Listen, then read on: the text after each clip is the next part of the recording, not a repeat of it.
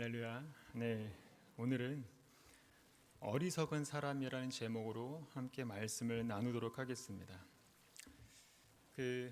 세상 모든 사람들이 당면한 가장 큰 문제를 정확하게 묘사한 성경을 하나 꼽으라고 한다면 그게 오늘 본문 시편 14편이라고 할 수 있겠습니다. 왜냐하면 인간에게 있어서 가장 크고 중요한 문제가 바로 구원의 문제거든요.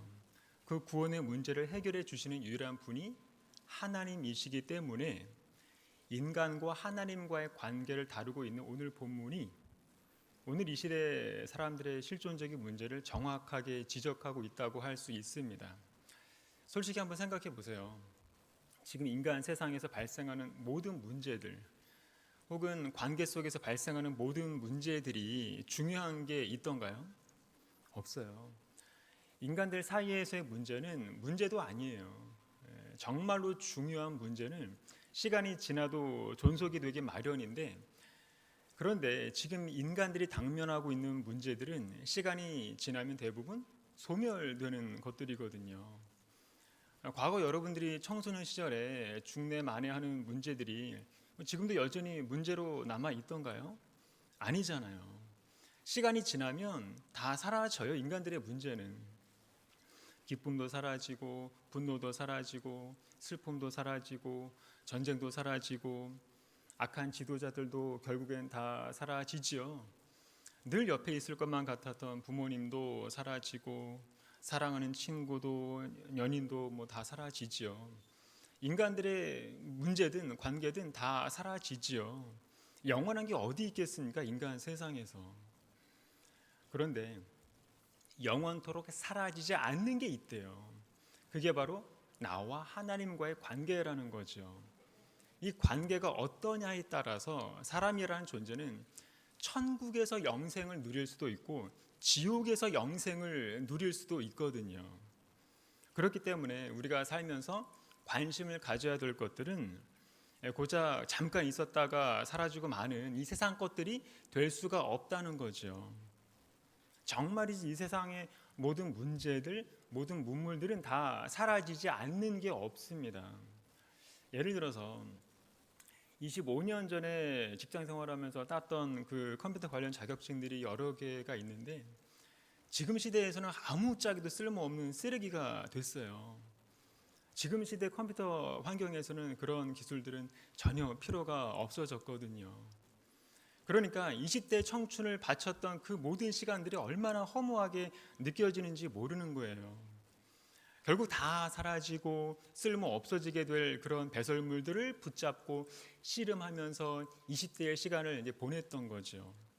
그렇기 때문에 영원히 사라지지 않는, 영원히 소멸되지 않는 것들을 추구하면서 사는 존재들이 의미 있는 존재라고 말하는 겁니다, 성경이. 왜냐하면 이 세상에 있는 모든 문화와 문물들은 다 사라지고 인간의 나라도 다 사라지고 하지만 하나님의 나라는 영원히 사라지지 않기 때문에 우리가 궁극적으로 붙들어야 되는 건 바로 하나님의 나라인 거고, 그 나라의 주인 되시는 하나님의 말씀을 들어야 되는 게 인간들의 삶의 목적이어야 된다는 거죠. 그렇다고 또 이 세상 것들은 다 허무하니까 전부 때려치우고 신학교나 가자, 이렇게 적용하시면 이제 안 되겠죠. 무엇을 더 우선하느냐의 관점이라는 거예요. 그래서 인간들이 먼저 우선적으로 하나님의 나라를 구하는 삶을 살면 이 세상의 것들을 너희에게 더하여 주신다고 말씀을 하시잖아요, 예수님도. 그렇기 때문에 인간들에게 있어서 가장 중요한 문제는 바로 하나님을 알고 하나님을 배우는 것이다. 그 얘기하는 겁니다, 오늘 본문이.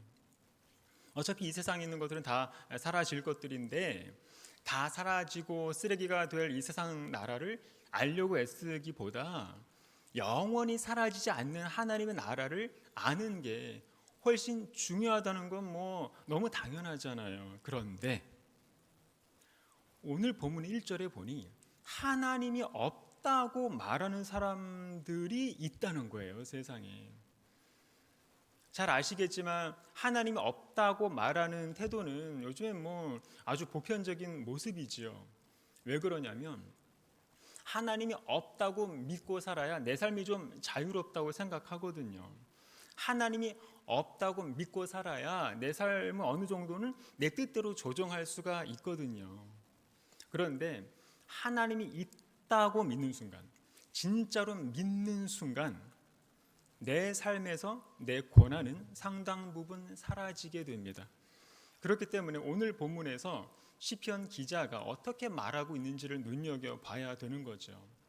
시편 기자는 일단 하나님이 없다고 말하는 모든 태도는 어리석다라고 말합니다.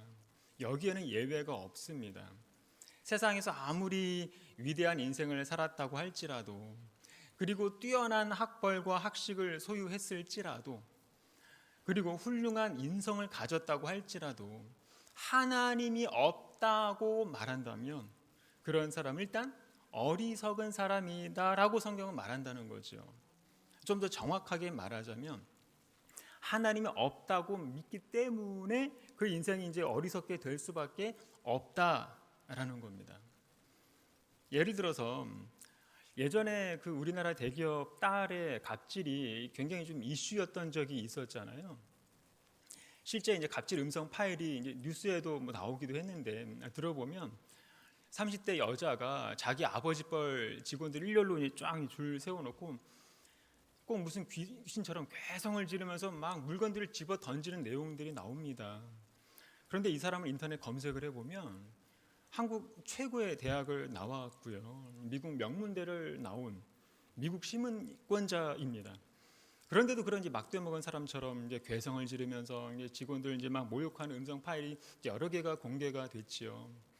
그러니까 무슨 말이냐면 최고로 훌륭한 교육을 받아도, 학식이 아무리 뛰어나도, 남부럽지 않은 인생을 살아도 그렇게 어리석은 사람이 될 수가 있는 거죠. 그러니까 이런 현상은 하나님이 없는 사람들의 필연적인 모습일 수밖에 없는 거예요. 꼭 그렇게 이제 미친 짓을 하지 않아도 결국엔 하나님이 없는 모든 인간은 다 그렇게 반드시 어리석은 모습으로 끝나게 되어 있다. 이게 성경이 증언하고 있는 겁니다. 자, 그러면 어리석은 사람은 어떤 사람이고 어떻게 분별할 수 있는지 오늘 본문을 통해서 그 실체를 하나씩 한번 살펴보도록 하겠습니다. 어리석은 사람은 어떤 사람인가? 첫 번째로 신존재의 음성을 무시하기 때문에 어리석다. 1절 보겠습니다. 우리 다 같이요. 자, 시작. 어리석.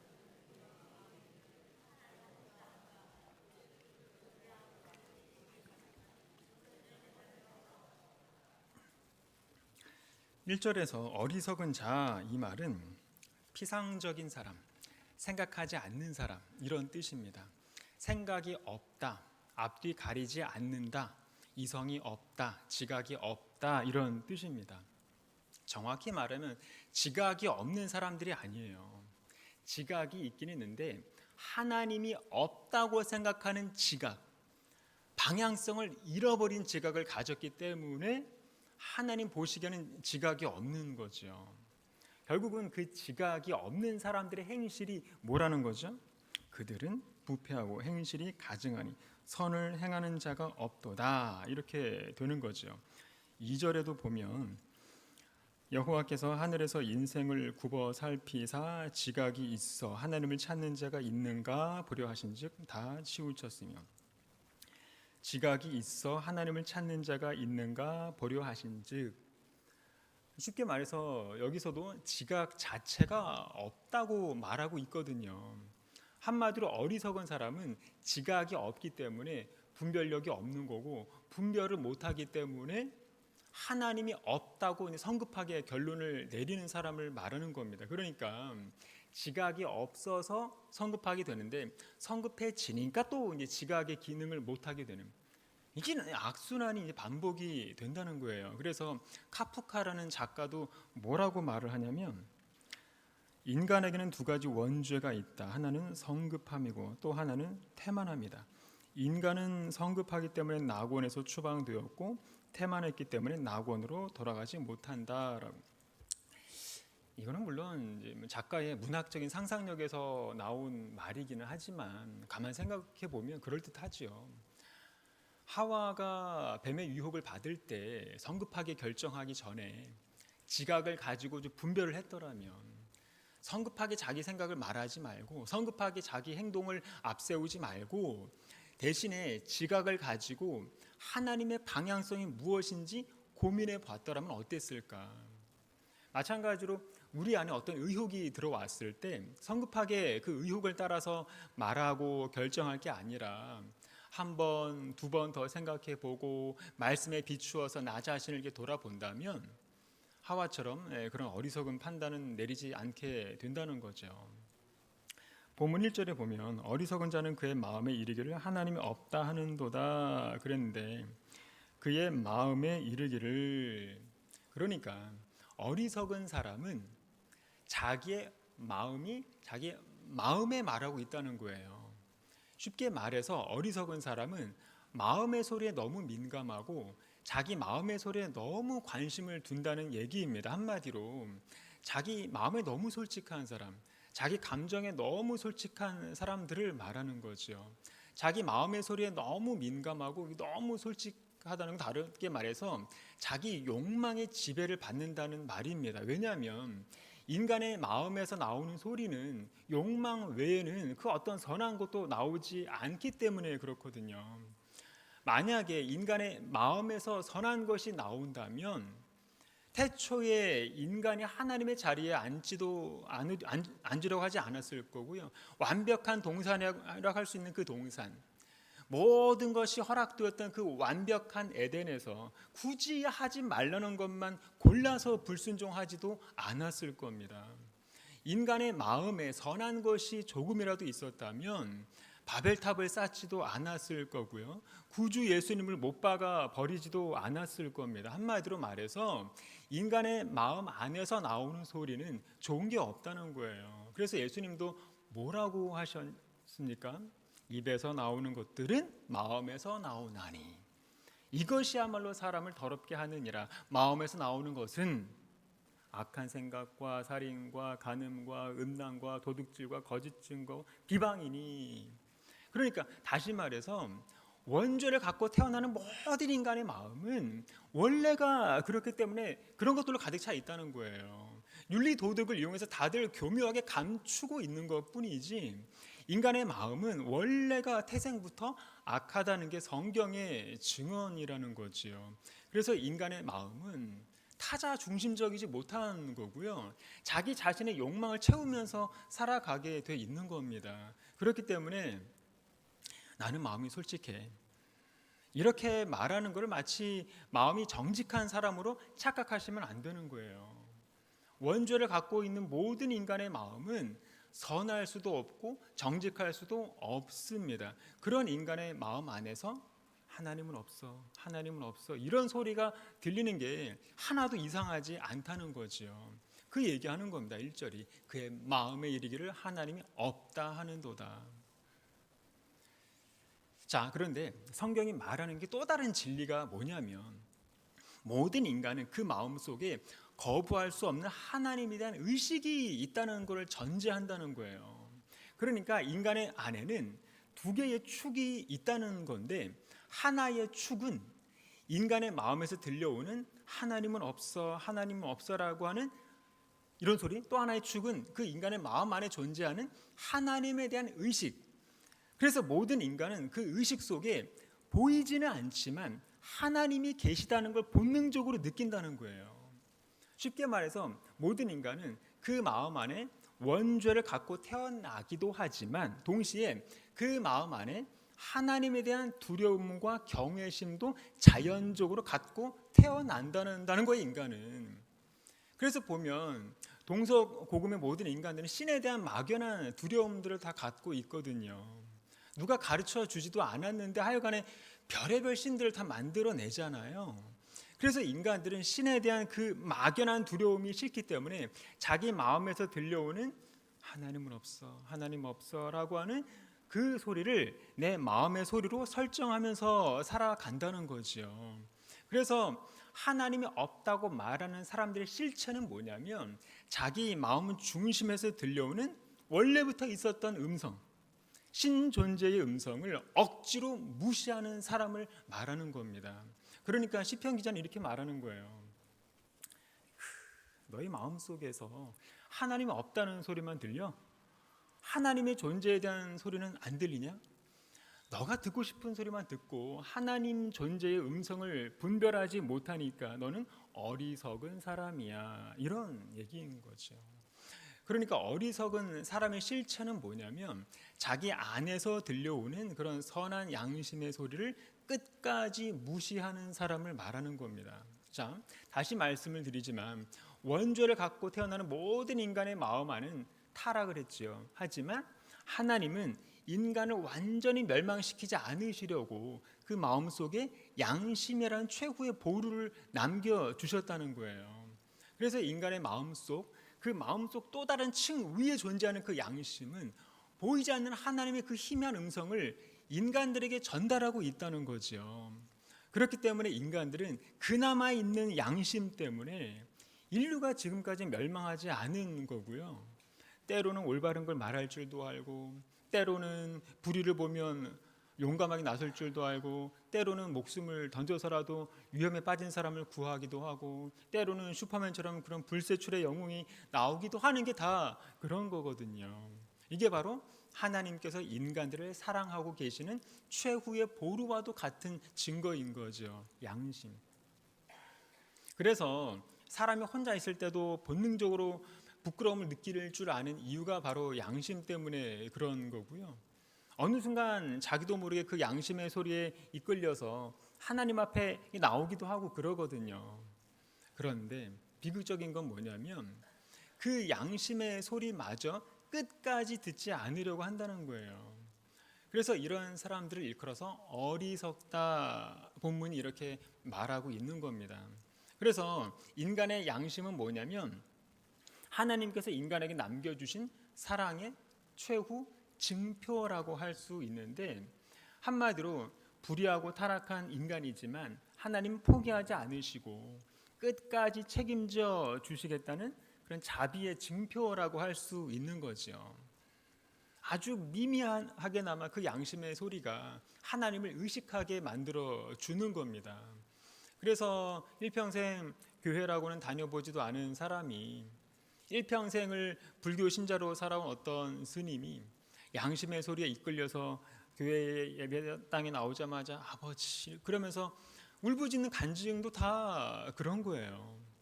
한 번도 하나님에 대해서 들어보지도 않고 배워보지도 않았어도 그 내면 양심의 영역에서는 창조주 하나님에 대한 의식이 줄곧 한 번도 떠나지 않았던 거죠. 자, 두 번째로 어리석은 사람은 어떤 사람인가? 두 번째로 지각이 없기 때문에 어리석다. 2절 보겠습니다. 다 같이요. 시작. 여호와께서 하늘에서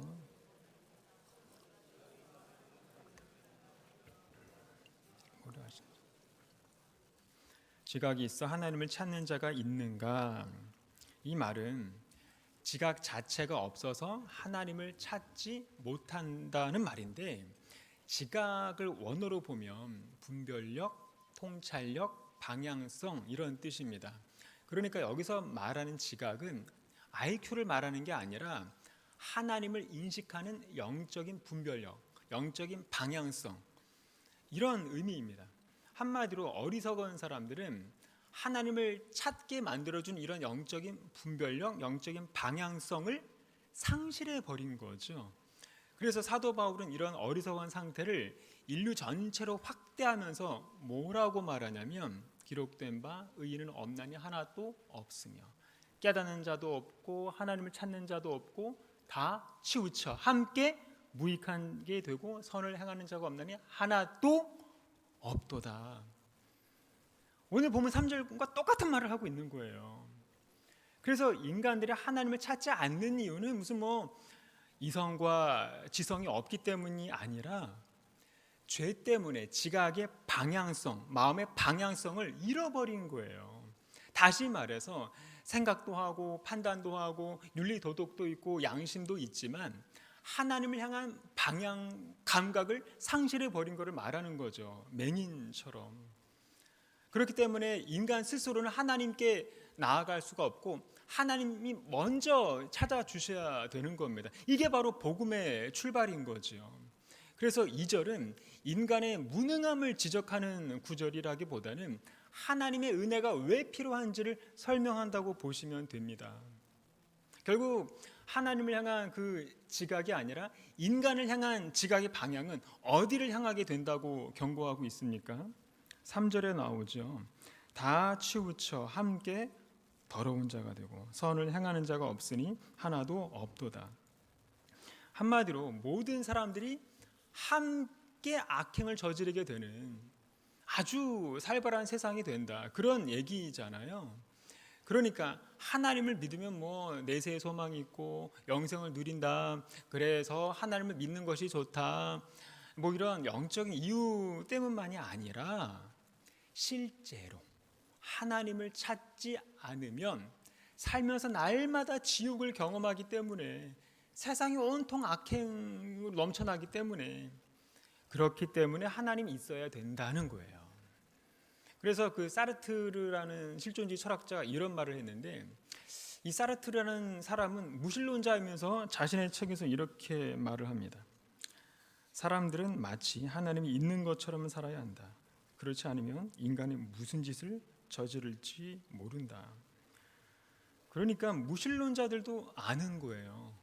하나님이 없는 인간들이 얼마나 악해질 수 있는지를 너무도 잘 알기 때문에, 그래서 이 세상이 더 이상 악해지지 않기 위해서라도 하나님을 찾아야 된다.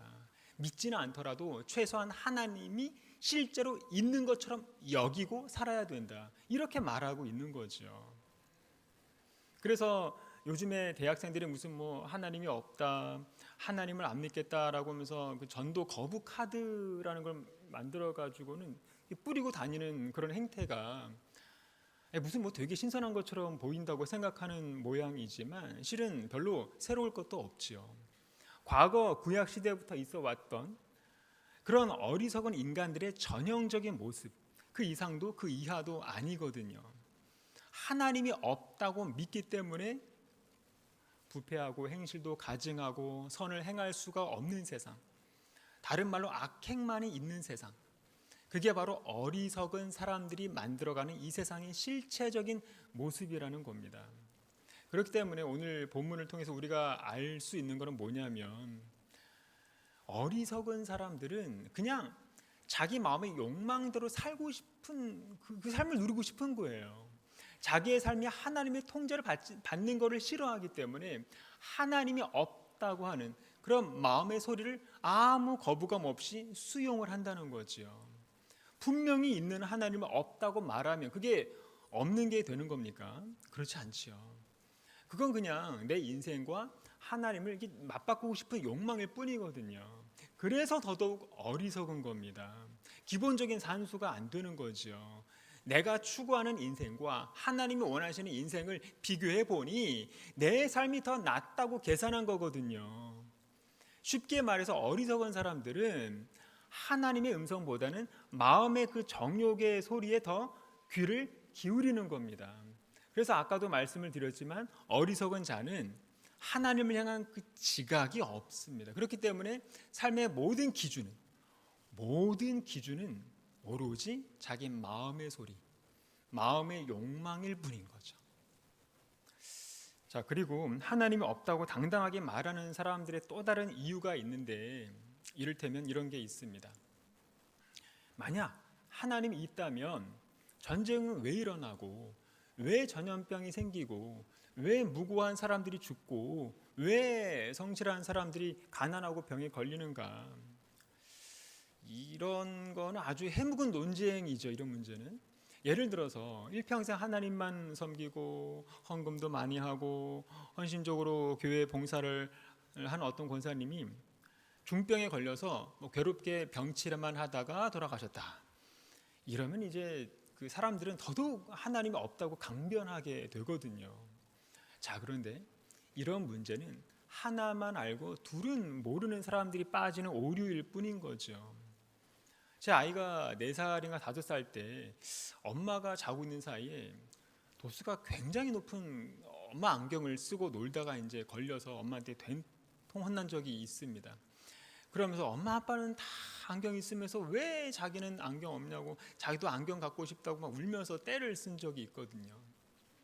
그런다고 안경을 사줄 수는 없잖아요.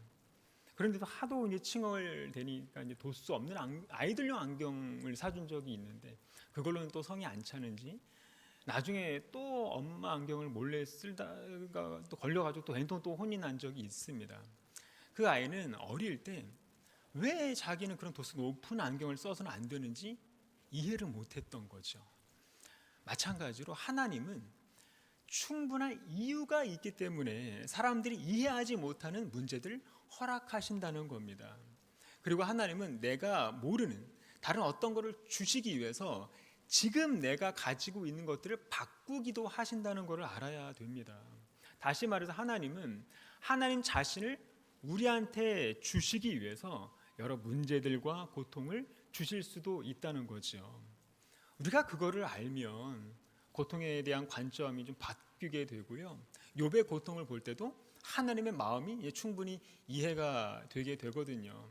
그래서 시편에서 다윗이 또 뭐라고 합니까? 고난 당하기 전에는 내가 그릇 행하였더니 이제는 주의 말씀을 지키나이다. 고난 당하기 전에는 내게 유기라. 이로 말미암아 내가 주의 율례들을 배우게 되었나이다. 그렇기 때문에 우리는 넓은 좀 이렇게 틀을 가지고 좀 바라봐야 됩니다. 우리가 사는 이 땅만이 아니라 하늘을 포함한 지구가 있고요. 그 위에 우주가 있습니다. 지구를 포함한 온 우주가 그냥 어느 순간 우연히 생겼다고 믿을 사람 이제 아무도 없으시겠지요. 이 모든 우주는 철저하게 한치 오차도 없이 창조주의 섭리 가운데 운행이 되고 있거든요. 그렇다면 창조주께서 고작 이 조그마한 지구 하나를 좌지우지 못하시겠습니까? 온 우주를 섭리 가운데 한치 오차도 없이 운행하시는 분께서 우리가 사는 이 조그마한 지구 하나를 그분의 뜻대로 통치하지 못하실 리는 없겠지요. 그거를 믿는다면 우리가 살면서 이해하지 못하는 문제들이 생겨날 때마다 성급하게 하나님이 없다고 말해서는 안 되는 겁니다. 내 삶에서 일어나는 모든 상황은 하나님의 완벽한 그 뜻 가운데서 전지전능하신 하나님의 그 구속 계획의 일부라는 그런 관점을 가져야 되는 거죠. 혹시 아시는지 모르겠는데 몇 년 전에 그 수학의 노벨상이라고 불리우는 필즈상을 우리나라 사람이 받았다는 뉴스가 나왔잖아요. 수학적 난제 그 10가지를 풀었다는 공로를 인정받아서 세계 최고 권위의 상을 받았다는 거예요. 저는 처음에 그 뉴스를 듣고는 그러면 이제 인류가 풀지 못하는 수학 문제는 없겠구나 이렇게 생각을 했단 말이죠. 그런데 참 어이가 없는 게 뭐냐면 필즈상을 받은 그 문제 외에도 인류가 풀지 못하는 수학적 난제가 엄청나게 많다는 거예요. 무수히 많은 수학적 난제 중에서 겨우 10개를 푸른 거예요. 10개를. 그거 풀고는 인류 최대 업적에는 원해하면서 필즈상을 받았다는 건데, 물론 우리 같은 사람들 입장에서 볼 때는 그거 자체가 대단하죠. 하지만 이게 인간의 한계라는 거예요. 겨우 지구상에만 존재하는 이론, 고대의 인류가 만들어낸 그 수학적 이론도 풀지 못해가지고는 지금도 쩔쩔매는 인간들이 무슨 자격으로 하나님이 있네 없네 말할 수가 있냐는 거예요. 겨우 그런 인간 존재가 온 우주를 창조하시고 주관하시는 하나님 섭리를 이해할 턱이 있겠냐는 거예요. 그렇기 때문에 온 우주뿐만 아니라 인간 존재를 설명할 수 있는 존재는 피조물인 인간이 아니라 직접 창조하신 창조주 하나님밖에 없습니다. 우연히 생겨나지 않았기 때문에 창조주가 있을 수밖에 없는 거죠.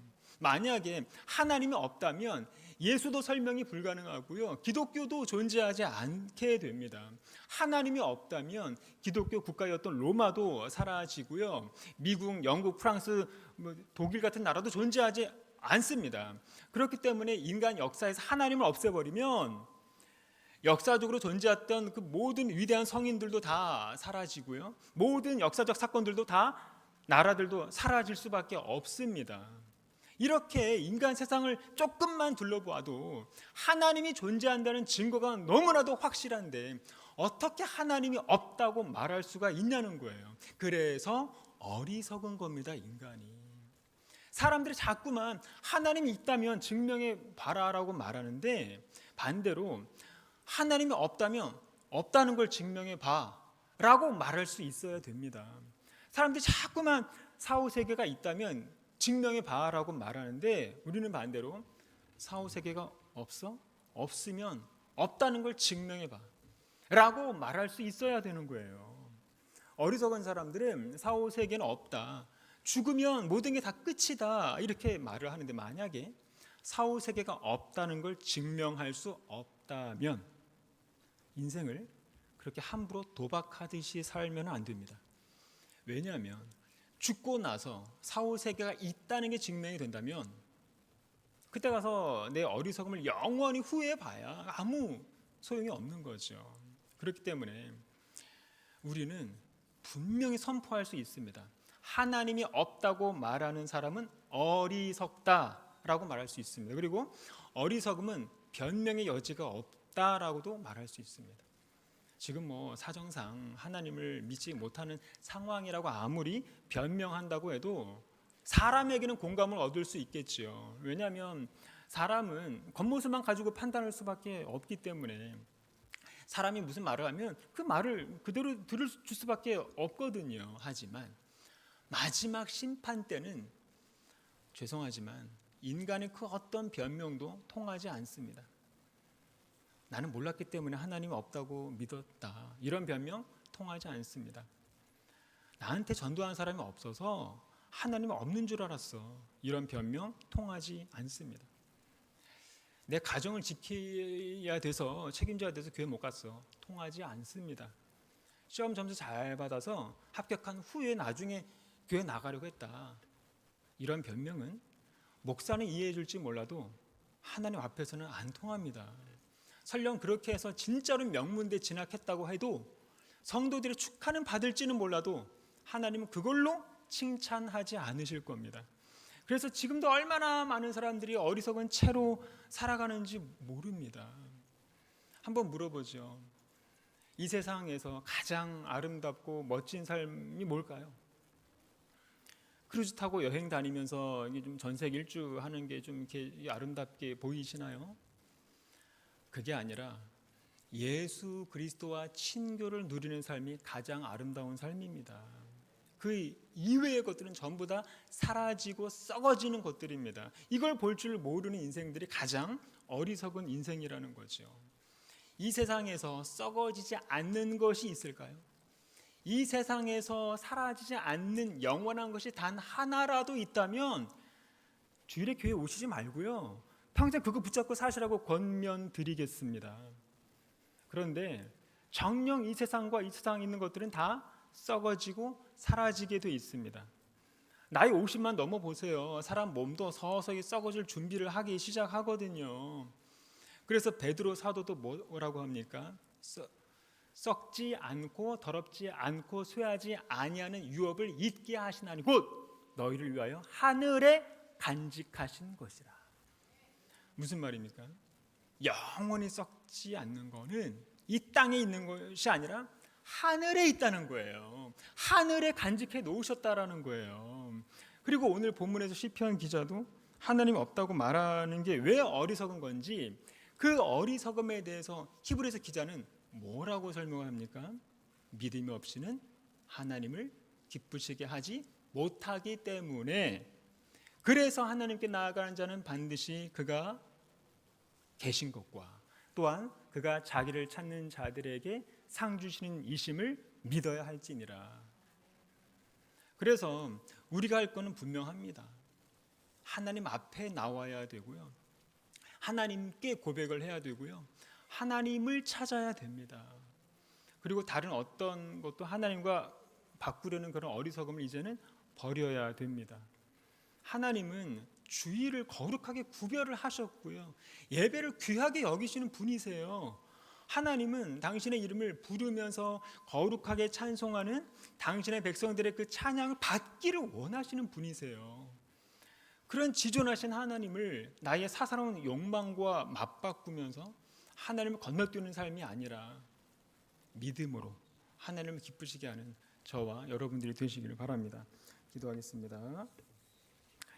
이 시간 다 같이 우리 말씀을 생각하면서 우리 합심해서 기도할 수 있으면 좋겠습니다. 오늘도 예수님의 첫사랑을 회복하는 신앙인들이 되도록 기도하시기를 바랍니다. 영원히 썩어지지 않는 것을 사모하면서 하늘에 있는 우리의 유업을 기억하면서 이 땅에서 어리석은 자의 길을 쫓지 않도록 위해서 기도하시고 하나님을 기쁘시게 하는 삶을 날마다 하나님께 나아가고 하나님이 계신 것을 믿고 하나님을 찬미하는 것이라고 했던 그 히브리서 말씀 우리가 되새기면서 지존하신 하나님을 이 땅에 있는 것들과 바꾸는 그런 어리석은 자가 되지 않도록 기도하시고 하나님을 찬양하는 그런 날마다의 삶이 되게 해달라고 우리 다 같이 주여 한번 외치고 기도하겠습니다. 주여. 사랑과 은혜가 충만하신 하나님 아버지 은혜에 감사를 드립니다. 이 세상에 있는 것들보다 가장 귀하고 영원한 것이 바로 하나님과의 관계라고 하셨습니다. 변하지 않는 거룩하고 영원하신 하나님을 알고 하나님을 높이면서 살아가는 삶이 되도록 인도해 주시옵소서. 하나님 없다고 하는 이 시대의 그 어리석은 자들의 그 사상에 물들지 않게 하시고 하나님이 없다고 주장하는 그런 삶의 결말은 반드시 치우치게 되고 선을 전혀 행할 수 없는 죄악된 상태일 수밖에 없음을 오늘 말씀을 통해서 알게 하셨습니다. 지각이 없고 양식이 사라지고 하나님 대해서 알려고 하지 않는 그런 이 시대의 그런 가치관을 잘 우리가 분별할 수 있도록 도와주시고 말씀을 통해서 나를 돌아보고 반성할 줄 알게 도와주시옵소서. 하나님의 자리에 앉으려고 했던 그 교만과 불순종에서 그런 모습들이 완전히 사라지게 도와주시고 내 마음의 중심에서 예수 그리스도만을 나의 구주로 삼고 살아갈 수 있도록 도와주시고 악한 욕망으로 점철된 내 마음의 정욕을 하나님에 대한 그런 양심으로 변화시켜 주시옵소서. 그래서 다시 첫사랑을 회복하기를 소망합니다. 약점 많은 결점투성이의 그 내 자아를 보게 도와주시고 이제는 예수로만 만족하고 예수로만 나의 소망을 둠으로 말미암아 다시는 세상의 그 어리석은 자들의 그런 유혹에 빠지지 않도록 주님 도와주시옵소서. 한순간도 말씀에 나를 붙잡아 두지 않으면 바로 죄를 지을 수밖에 없는 그런 불완전한 나의 자아라는 것을 기억하고 오늘도 나의 자아를 날마다 십자가에 못 박도록 도와주시옵소서. 우리의 마음을 감찰하여 주셔서 그 어떠한 악한 그런 행위를 벗어날 수 있도록 도와주시옵소서. 그래서 비교를 통한 그런 판단이 아니라 하나님의 그 사랑 안에서 충만한 자존감을 영위해 나갈 수 있도록 도와주시고 사람이 무슨 무익한 말을 하든지 심판날에 이에 대하여 신문을 받는다고 하였사오니 날마다의 그 내 입술에 재갈을 먹이고 겸손함을 갖게 도와주시옵소서. 나 자신을 신뢰하는 것이 아니라 예수 그리스도의 그 은혜 속에서 나의 죄성과 부족함을 알고 더 겸손하게 주님 앞에 나오는 삶을 통해서 매 삶에서 오직 예수 그리스도만을 내 신앙과 행위의 표준으로 삼을 수 있도록 도와주시옵소서. 오늘도 예수님이면 충분합니다. 십자가면 충분합니다. 감사합니다. 주님 받아 주시옵소서.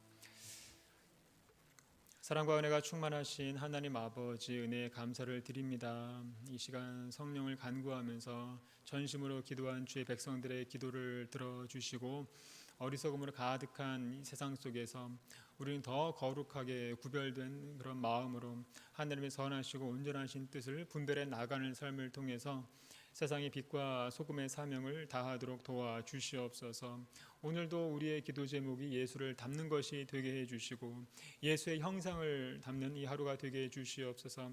나를 정하게 하는 예수의 피를 생각할 때마다 하나님의 한없는 사랑을 깨닫게 도와주시고 한없는 하나님의 사랑을 늘 찬송하는 삶이 되게 해주시옵소서. 우리의 어리석음을 제하시기 위해서 하나님 보내주신 예수의 보혈을 오늘도 우리가 찬송합니다. 날 구속하여 주신 보혈의 은혜를 늘 찬송하는 삶이 되게 해 주시옵소서. 우리의 믿음의 근거는 오직 예수 그리스도 보혈에 있음을 기억하고 날마다 주 예수와 동행하는 삶, 찬송하는 삶이 끊어지지 않도록 인도하여 주시옵소서. 감사드리며 예수님의 이름으로 기도드립니다. 아멘.